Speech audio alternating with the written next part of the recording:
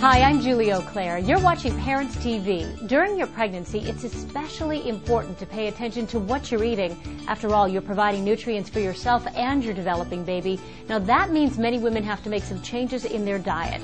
Well, today, Dr. Alan Green, author of Raising Baby Green, is here to show us some examples of what foods to avoid and what to include. Thank you so much for joining us. Thank you, Julie. Great to be with you today. It's always great to have you, Doctor. And first, let's start with some foods we should avoid. These are some things that we eat every day when we're not pregnant, but suddenly when we are pregnant, they're not okay anymore.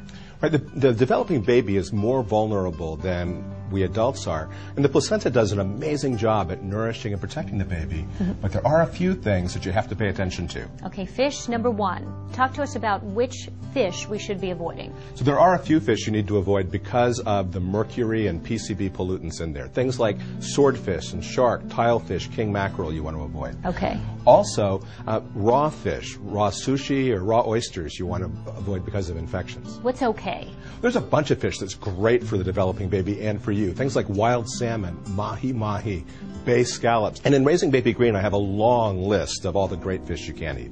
Okay, listeria can be very dangerous for a woman who is pregnant. Tell us what foods contain it. What should we be looking for? So listeria is a bacteria that can be devastating for a developing baby. And the thing that's different about it is it can thrive in a refrigerator where most bacteria just don't do well there. So soft cheeses are one place to be concerned about. I would avoid brie, camembert, any soft cheese or any cheese with blue veins in it could have the bacteria in there. Another place you can find it is in luncheon meats. Things like cold cuts, hot dogs before they're cooked could have it in there. Leftovers in general could have listeria in there. Yeah.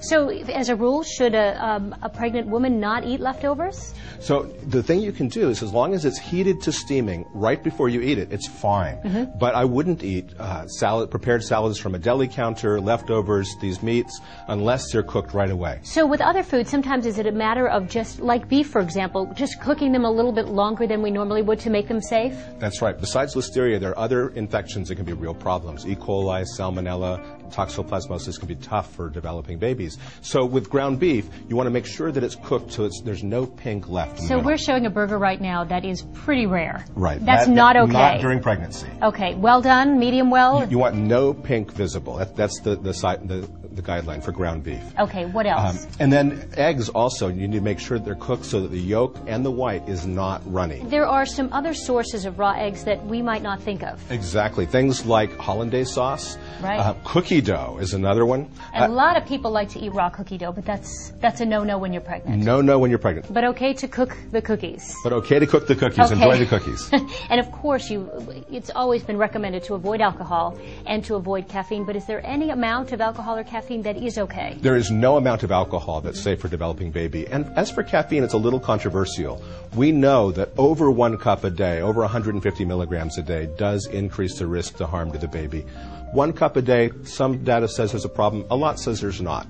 But more than that is certainly not a good idea. All right, let's move on to things that we should be eating and eating a lot of during our pregnancy. You recommend there's some certain nutrients that you need to have in your diet. Right, during pregnancy, your nutritional needs change because you're building a whole new body inside of you. And there's 4 nutrients, vitamins and minerals in particular, the needs go way up. And the first one of those is folate. And you hear about it to prevent neural tube defects. Sure. And yes, it's good for the brain and developing nervous system. But every time you make a new copy of DNA, you need folate to do it right. Where do we find folate? And the name gives you a clue. Foliage is the place. Green leafy vegetables is the best source of folate. Okay. The second one to look for is iron. A pregnant woman's own blood supply goes up by 1/3 during pregnancy, and the baby has to make all of his or her blood from scratch, and that scratch includes iron. Okay. And so green leafy vegetables, again, are a great source. Beef is another good source of iron. Long as well you cook cooked, it well, right. And organic for beef, I think, is a good choice, too. Okay. Vitamin B6 is the next one. It helps in making serotonin and other neurotransmitters that can help moms be happy during the pregnancy and postpartum time. So make sure you get enough. 1 baked potato a day will give you all the extra B6 you need, or 1 banana a day would do it as well. Okay, what's next? Next is zinc, and that's the 4th one of these, the last of those nutrients. And zinc is something that's also used in 100 different processes in the body, including helping the immune system function well. So very important. Right, and you can find that in beef or chicken. You can also find it in mushrooms, in beans, pumpkin seeds, sesame seeds are good sources. sources of zinc. Okay. Now, there are 4 other nutrients that a significant number of American women are not getting enough, and I'm very concerned about these. Okay, tell us about them. First one of those is calcium. So important. It's really important. If you're not getting enough, that's going to come out of your own bones and cause real problems there. So you definitely want to get calcium. So milk is good. That's another one to do organic. Next one is choline, a nutrient a lot of women haven't even heard of. It influences the baby's ability to learn, and particularly memory.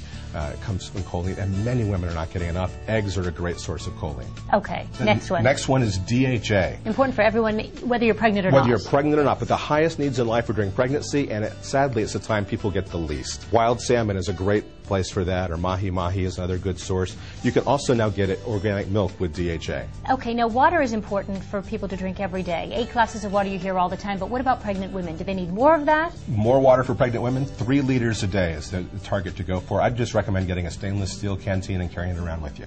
And finally, Dr. Green, how important are prenatal vitamins? Prenatal vitamins are very important throughout pregnancy, but what most women don't know is the most important days are before the pregnancy test even turns positive.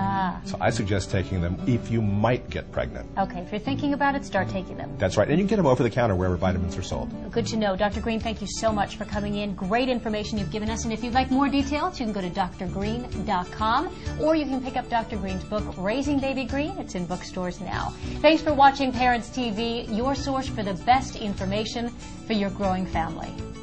Thank you for watching Parents TV, our families, our lives.